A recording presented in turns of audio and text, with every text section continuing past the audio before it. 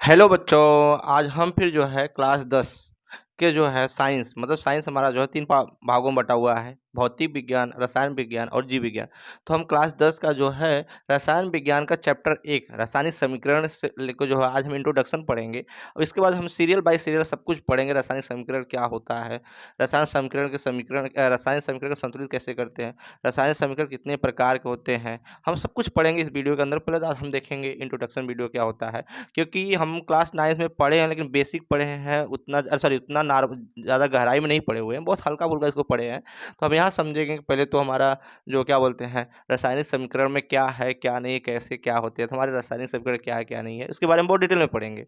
और आप सबका चैनल है, पता ही है हमारे शेर और शेरनिया, आप सबका चैनल जो बीजन क्लासेस VI को जाइए, लाइक शेयर एंड सब्सक्राइब कीजिए, जिससे हमारे नए-नए नोटिफिकेशन आप तक पहुँचता रहेगा। तो हम चलते हैं अपने जो है टॉपिक की तरफ। हमारा टॉपिक क्या कर रहा है, यहाँ पे हमारा जो टॉपिक कर रहा है, टॉपिक के अंदर हमारा जो चीज़ आते हैं।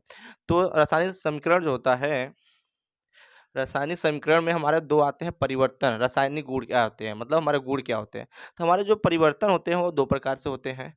एक परिवर्तन हमारा होता है भौतिक परिवर्तन। क्या होता है बेटा? भौतिक परिवर्तन।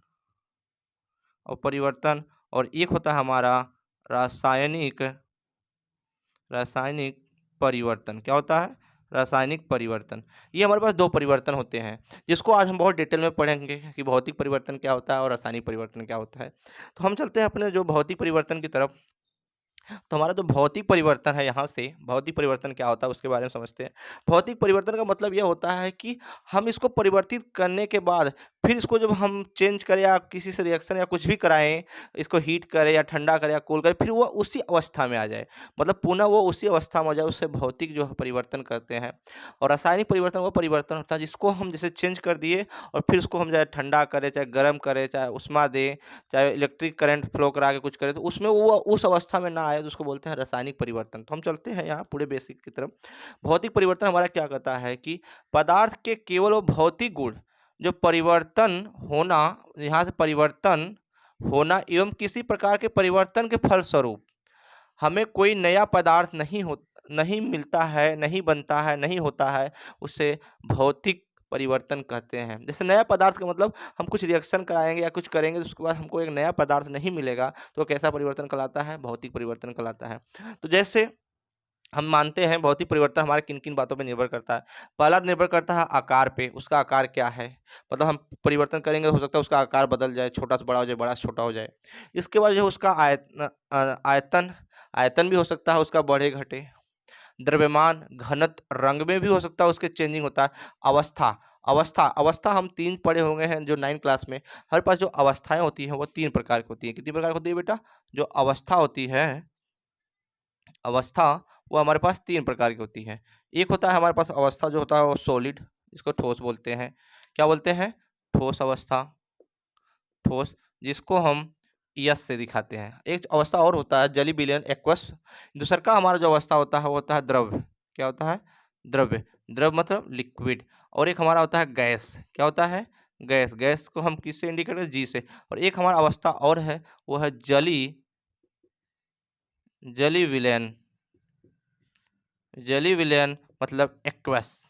ये हमारी 4 अवस्थाएं होती है। तो इनकी अवस्था में परिवर्तन जरूर होगा, लेकिन नए पदार्थ का निर्माण नहीं होगा। इसको हम बोलते हैं भौतिक परिवर्तन। जैसे हम यहाँ पे लेते हैं, यहाँ पे लिखे भी है कि नया पदार्थ नहीं बनता है लेकिन अवस्था में परिवर्तन होता है।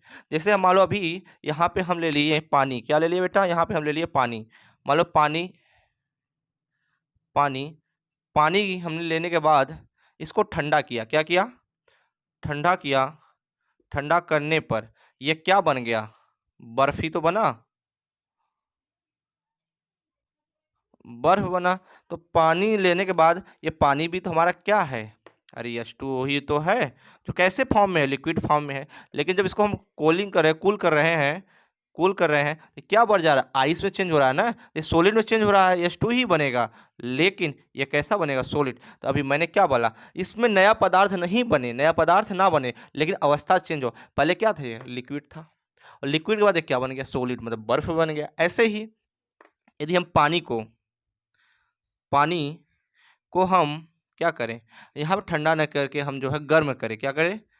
गर्म करने पर, जब गर्म करेंगे पानी, मतलब अभी तो ये किस फॉर्म में है, H2O, जो हमारा लिक्विड फॉर्म है। जब इसको हम गर्म करेंगे तभी यहाँ से हमारा जो H2 ही बनेगा, लेकिन जल वाष्प बनेगा। क्या बनेगा बेटा? यहाँ से हमारा जो बनेगा वो जो बनेगा जल वाष्प। वाष्प बनेगा, और इसको जो है ये किस अवस्था में हो गया बेटा?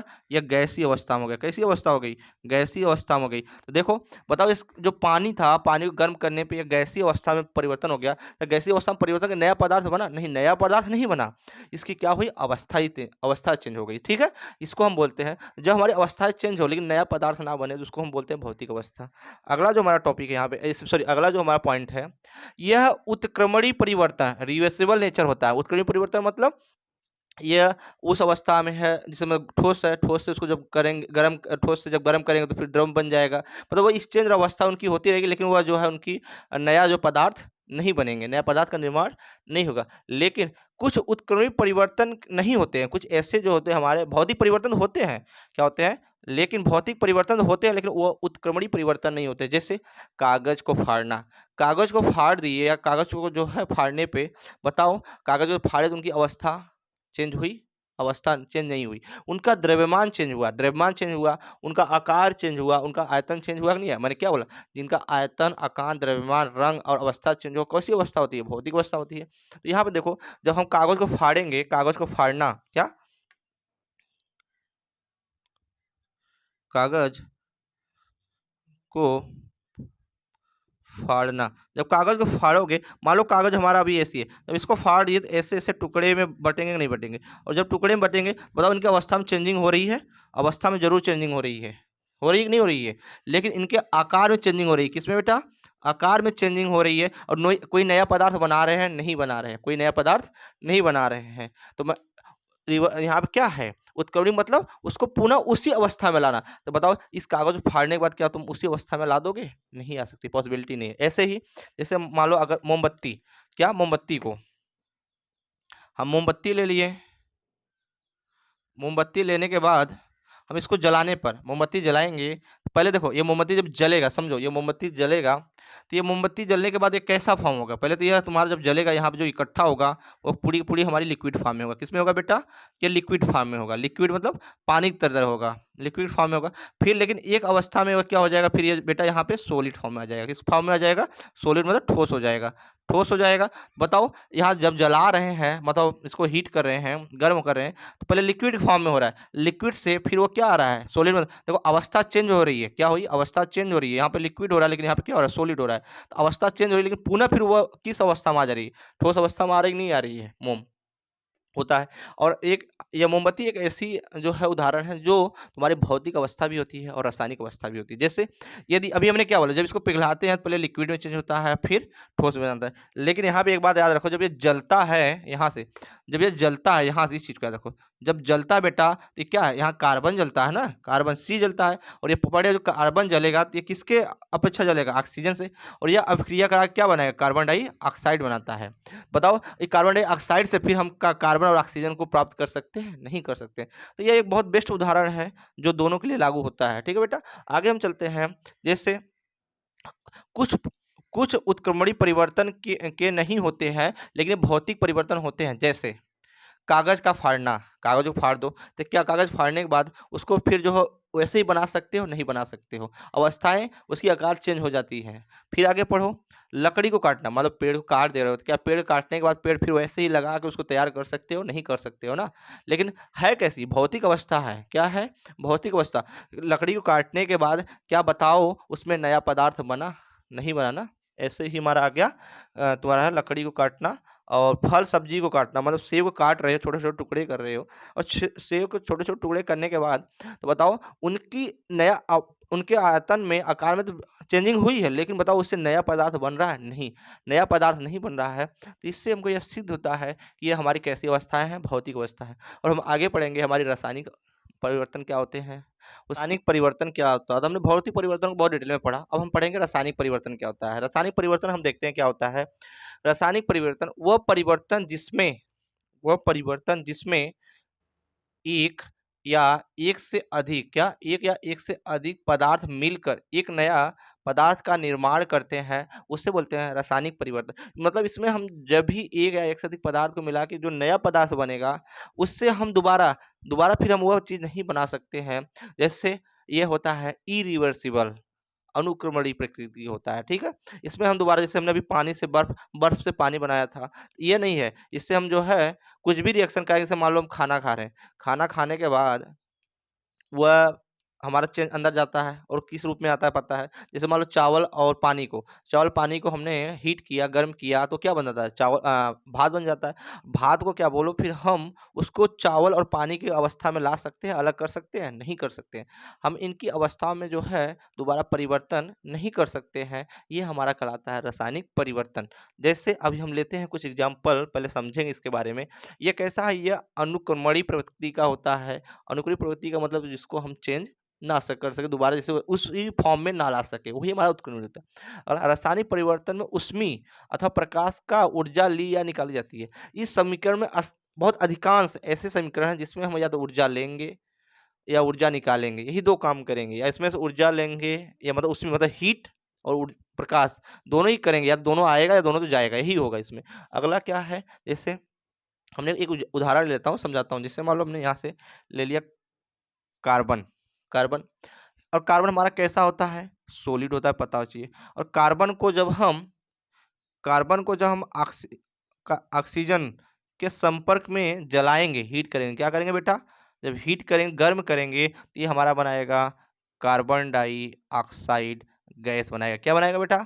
कार्बन डाइऑक्साइड गैस बनाएगा। अब यहाँ कार्बन देखो क्या है, ये कार्बन जो है हमारा सॉलिड फॉर्म में, देखो अवस्था सॉलिड फॉर्म में, ऑक्सीजन हमारा गैसीय फॉर्म में। लेकिन इनसे एक, मैंने क्या बोला, एक या एक से अधिक जो है पदार्थ मिलके, तो यहाँ एक से अधिक मतलब दो पदार्थ मिलके हमारा एक नया पदार्थ बनाया, और क्या बनाया? कार्बन डाइऑक्साइड बनाया। अब बताओ कार्बन डाइऑक्साइड द्वारा बोलो हम इन दोनों पदार्थ को ला सकते हैं?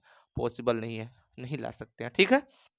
अगला जैसे जैसे हमारा अगला ही है, मान लो हमारे पास ले लेते हैं, क्योंकि समीकरण पे मैं जाना भी, क्योंकि संतुलित समीकरण में नहीं, खैर सुन। मान लो हमारा जल हो गया, अरे हाइड्रोजन हो गया। हाइड्रोजन किस अवस्था में? गैसीय अवस्था में होती कि नहीं होती है हाइड्रोजन? हाइड्रोजन ले लिए, इसके बाद प्लस O2 गैस ले लिए, ठीक है, दोनों ले लिए। हम जो है हाइड्रोजन भी ले लिए, गैस भी ले लिए, और इनको हाइड्रोजन और गैस मिल के हमारा क्या बनाता है? यहाँ देखो H2O बनाएगा, और ये क्या बनता है? जल बनता है कि नहीं है? H2O क्या है? एक प्रकार का जल है। बताओ, एक या एक से अधिक पदार्थ मिलके एक नया पदार्थ बना, यही नया पदार्थ हमारा क्या बना? जल बना। अब जल द्वारा बोलो हम हाइड्रोजन और ऑक्सीजन को अलग कर सकते हैं कि नहीं कर सकते? नहीं कर सकते, पॉसिबिलिटी नहीं है। जैसे ही हमारे बहुत सारे हैं, जैसे हम अभी बता रहा हूँ, और एग्जाम्पल ले लेते हैं कखे। मान लो सोडियम, क्या? सोडियम। अब सोडियम हमारा जो होता है, बताओ कैसा होता है? सॉलिड होता है कि लिक्विड होता है? सोडियम तुमको पता है कि इस जो है पीरियोडिक टेबल का सबसे जो है चाकू से काटने वाला होता है, और बहुत मुलायम, बहुत सॉफ्ट होता है। इसको केरोसिन के अंदर रखते हैं, इतना हमको भी डिटेल में जाने की जरूरत नहीं है। ये हमारा होता है सोडियम। कैसा होता है? सोडियम हमारा सॉलिड होता है, ठीक है। और ये बात, सोडियम को हम क्लोरीन के साथ, किसके साथ बेटा? सोडियम को जब हम क्लोरीन के साथ, क्लोरीन हमारा क्या है? एक गैस है ना, के साथ हम जो है रिएक्शन कराएंगे, तो ये हमारा क्या बनता है? बताओ क्या बनता है? ये हमारा बनेगा सोडियम क्लोराइड, NaCl। अभी हम जो है संतुलित समीकरण नहीं पढ़ रहे हैं, खाली समझो। तो ये हमारा क्या बनेगा? Sodium chloride. अब यहाँ देखो, एक तरह से देखो, ये सोडियम जो होता है, ये सोडियम बहुत ज्वलनशील पदार्थ है। क्या है? ज्वलनशील मतलब बहुत जल्दी ये जो है पानी के साथ रिएक्शन करता है, ज्वलनशील। लेकिन क्लोरीन क्या है? क्लोरीन एक जहरीली गैस है। क्लोरीन क्या है बेटा? एक जहरीली गैस है, जहरीली गैस है। और जहरीली गैस होने के बाद ये हमारे को क्या दे रहा है? Sodium chloride. और सोडियम क्लोराइड क्या है?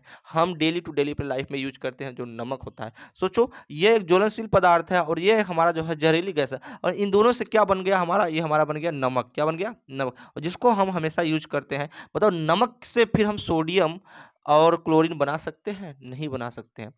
तो यही हमारा होता है रासायनिक परिवर्तन। और रासायनिक परिवर्तन के उदाहरण देखते हैं, और रासायनिक परिवर्तन होने वाले गुण क्या है उसके बारे में देखते हैं। तो यहाँ देखो, उदाहरण में भोजन का पकना, बात सही है। भोजन को पका के बताओ, फिर भोजन को उसी अवस्था में ला सकते हैं। जैसे मान लिया हमने चावल, अभी मैं उदाहरण लिया था चावल और पानी को, हम जो उबालने के बाद, हीट करने के बाद जो है वो हमारा क्या बन जाता है, भात बन जाता है। चावल पक के अच्छी तैयार हो जाता है, क्या बताओ उसको फिर हम रिवर्सिबल कर सकते हैं, नहीं कर सकते। अगला है दूध से दही बनना। दूध से दही बनाने के बाद क्या हो, दही से फिर दूध बना सकते हो, पॉसिबिलिटी नहीं है। अगला क्या है, श्वसन। श्वसन मतलब सांस लेना। सांस लेते हो तो कौन सा गैस लेते हो, ऑक्सीजन लेते हो। निकालते कौन से हो, सांस लेने पे हम लेते हैं ऑक्सीजन, O2, और निकालते क्या है, कार्बन डाइऑक्साइड। बताओ ये दोनों है, इससे ये बन सकता है, नहीं बन सकता है। अगला चलते हैं, जो है रासायनिक परिवर्तन में होने वाले, रासायनिक समीकरण में होने वाले परिवर्तन। रासायनिक समीकरण में क्या क्या परिवर्तन होते हैं उसके बारे में पढ़ेंगे बहुत डिटेल में। पहला परिवर्तन होता है हमारा अवस्था में परिवर्तन। अवस्था परिवर्तन मतलब जो तुम्हारे भौतिक में भी है और रसायन में। अवस्था का मतलब देखो सॉलिड और गैस, सॉलिड गैस से मिला के गैस बना, लेकिन यहाँ पे गैस गैस से मिला के हमारा क्या बना है, लिक्विड बन रहा है, अवस्था में परिवर्तन हो गया, बहुत बढ़िया। तापमान में वृद्धि, हाँ तापमान में वृद्धि। तापमान में वृद्धि मतलब जैसे मान लो हम यहाँ से तापमान में वृद्धि, हम जो CO3 को ले लिए, कैल्शियम कार्बोनेट के ले लिए, और जब कैल्शियम कार्बोनेट को हम हीट करेंगे तो कैल्शियम कार्बोनेट जो है अलग अलग टूटेगा, नहीं चलेगा। तो ये जो हमारा अलग अलग टूटेगा तो इसमें बहुत ज़्यादा हीट उत्पन्न होता है। जैसे मान लो यहाँ सोडियम और क्लोरीन को जब लेंगे, इनके अंदर जो है तापमान देंगे, हीट करेंगे, तो इनके अंदर क्या आती है, एक हमारा जो उनके तापमान में वृद्धि भी हो सकती है, तापमान में कमी भी हो सकती है, हीट परिवर्तन और तापमान में परिवर्तन होता है। नंबर 2, रंग में परिवर्तन। बात सही है, रंग में परिवर्तन हो जाएगा तुरंत। सोडियम तुम्हारा देखोगे जो है सॉफ्ट होता है, सॉफ्ट तरह का होता है, और क्लोरीन तुम्हारा गैस फॉर्म में होती है। लेकिन इन दोनों को जब मिला के हम सोडियम क्लोराइड बनते हैं, जिसका नमक, नमक देखे ही कैसा सफेद होता है, तो रंग परिवर्तन हुआ कि नहीं हुआ, तो रंग में भी परिवर्तन हो जाते हैं। गैस उत्सर्जन, लमसम रासायनिक समीकरण रासायनिक परिवर्तन में अधिकांश जो होते हैं वो हमेशा गैस उत्सर्जन करेंगे ही करेंगे। लास्ट में या बीच में कहीं ना कहीं वो गैस का उत्सर्जन करेंगे ही करेंगे। ये बहुत ज़्यादा इंपॉर्टेंट पॉइंट है। तो हमने पढ़ा भौतिक परिवर्तन और रासायनिक परिवर्तन। अब हम पढ़ेंगे अपने मेन टॉपिक की तरफ, हमारा रासायनिक समीकरण, रासायनिक समीकरण के संतुलित, रासायनिक समीकरण के प्रकार, जो हमारे बोर्ड में बहुत ज़्यादा इंपॉर्टेंट और मायने रखता है। क्योंकि अभी तो ये हम बेसिक पढ़े थे, क्योंकि ये 9 में पढ़े होंगे सभी बच्चे, लेकिन उतने डिटेल में नहीं पढ़ेंगे जितना डिटेल में मैं इसको समझा रहा हूँ।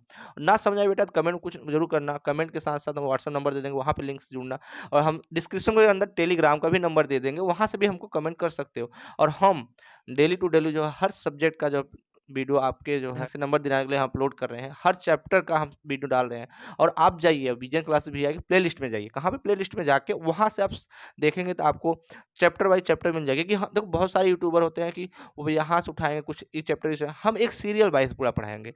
मतलब पूरा फिजिक्स पूरा डिटेल सीरियस पढ़ाएंगे, केमिस्ट्री पूरी डिटेल सीरियस पढ़ाएंगे, मैथ पूरा डिटेल्स पढ़ाएंगे, इंग्लिश पूरा डिटेल्स पढ़ाएंगे, एक सीरियल सीक्वेंस में पढ़ाएंगे, जिससे बच्चों को इधर-उधर भागना ना पड़े और वो 2025 में अच्छा नंबर स्कोर कर सके। ठीक है बेटा? तब तक के लिए आप ये वीडियो को देखिए और अपने दोस्तों को भी शेयर कीजिए। और आपका ही चैनल है, जितना अधिकांश इसको प्यार मोहब्बत देंगे आप, उतना ही अच्छा हम पढ़ाने की पूरी कोशिश करेंगे। तब के लिए दोस्तों बाय।